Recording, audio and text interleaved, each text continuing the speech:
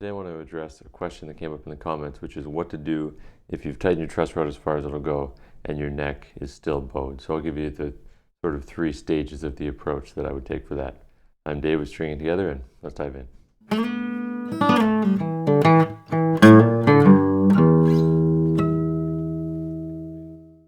So if you don't know how to adjust your truss rod at all or properly sight the neck, then you can go and watch this video.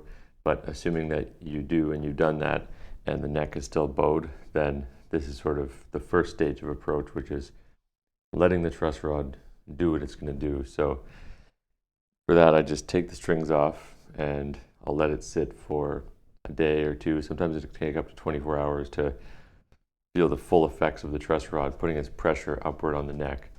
And one thing that can happen is if you have, say, really high action in your saddle for whatever reason, or high action in the nut, it can sort of create a compound effect in that the higher it is here, the harder it's pulling here, and your truss rod or your neck being bent, it compounds and creates that situation. So sometimes if you let it sit and then you deal with the issue on the saddle or the nut, then put the strings back on. The truss rod has had a chance to put some pressure on that wood.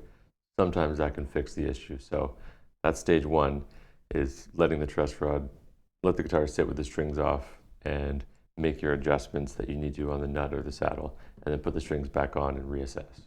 So if that doesn't solve the issue, which sometimes it doesn't, then this next stage of attack is going to be dependent on the type of truss rod that you have. So in most cases this will work, but there's a few types of truss, or one type of truss rod that it won't work for.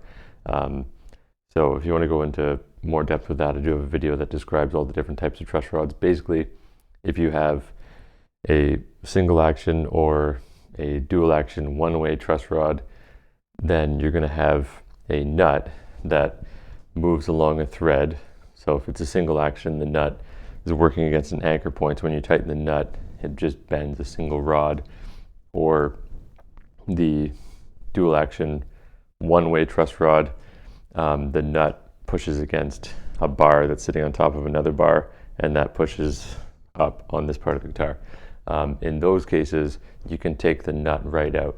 If you have a dual action two-way truss rod, then the nut is not removed because the nut is actually welded onto the bottom bar. Again, you can get more depth with that video, but most cases it'll come off, and you can just loosen it off. And if you feel like it's reaching a point where it's not gonna go, then I would stop, maybe do some research on your guitar to figure out what type of truss rod you have. But most cases you can remove that nut.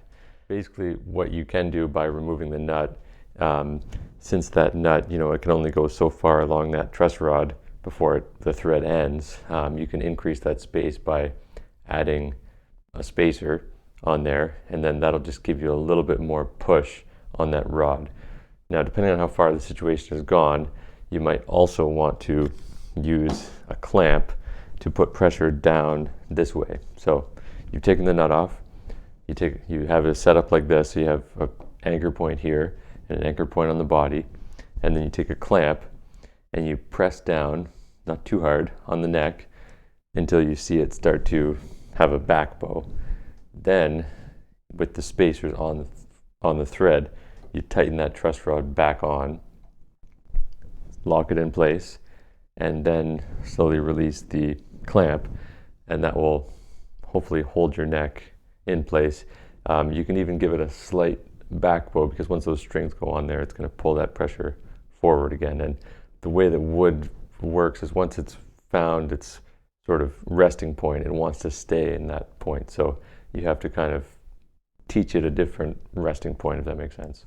So for the third and final approach is if the truss rod nut can't be removed for whatever reason, depending on the type, or if you've done that with the spacers and it's still not going back into shape, or you don't have a truss rod, like a lot of classical guitars don't have truss rods.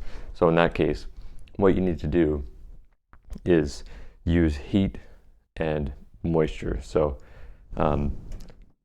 this is the guitar that I made. When I'm bending the sides for this, I use heat and moisture. So you spray the wood with a bunch of water, you put it on a clamp that's in the shape of the curve that you want, and then using heat lamps, you slowly bend it over around to fit the shape that you want.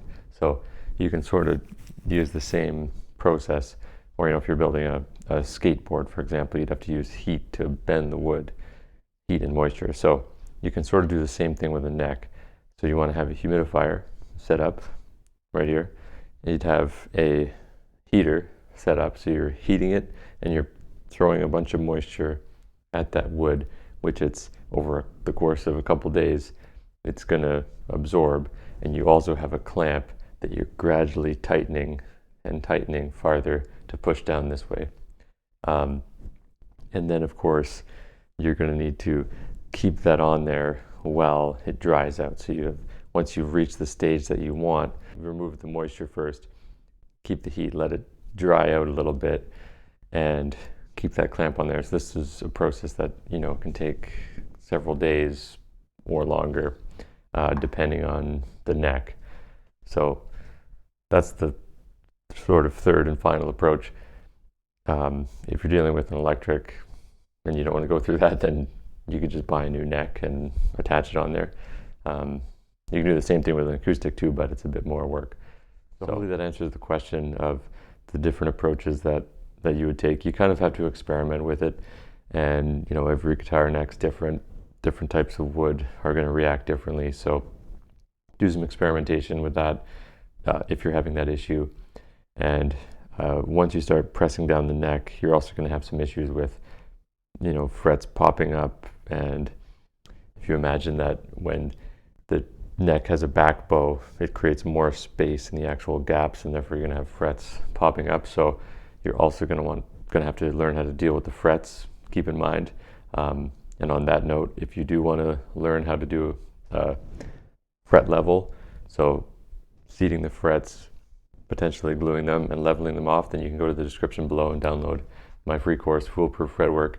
It'll teach you the basics of that, laying the foundation for getting a perfect setup by learning how to seat and level and crown the frets. So keep those questions coming in the comments below. It helps me come up with new videos every week. I put out a video every Sunday, so yeah, keep those questions coming, and hit like and subscribe, turn on your notifications for next week's video, and I'll see you then.